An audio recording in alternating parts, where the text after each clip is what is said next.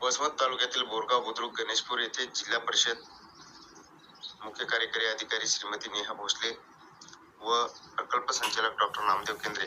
यांनी शासनाच्या महत्वाकांक्षी प्रकल्प असलेल्या जलजीवन मिशन, पंतप्रधान आवास योजना, रमाई आवास योजना, शबरी आवास योजना तसेच जिल्हा परिषदेच्या वतीने राबविण्यात येणाऱ्या कल्याणकारी योजनांची प्रत्यक्ष लाभार्थ्यांची भेट घेत प्रत्यक्ष घरगुती नळ कनेक्शन दिलेल्या लाभार्थ्यांची भेट घेऊन चर्चा करून पाहणी केली व समस्या जाणून घेतल्या। जलजीवन मिशन अंतर्गत गणेशपूर येथे 100% कार्यात्मक घरगुती नळ जोडणी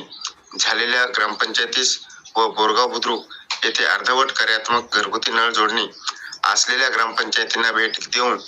जलजीवन मिशन योजनेबाबत सविस्तर माहिती घेतली व ग्रामस्थांशी चर्चा केली। यावेळी त्यांच्या समवेत पंचायत समितीचे गट विकास अधिकारी उमाकांत तोटावाड, सह गट विकास अधिकारी सुनील आंबेरे, उप अभियंता श्री गजानन नांदे,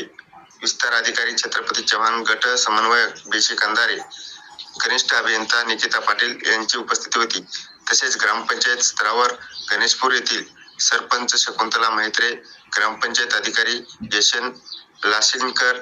माजी सरपंच भानुदास वाघमारे, संगणक परिचालक संजय देवरे तसेच बोरगाव बुद्रुक येथील सरपंच जयश्री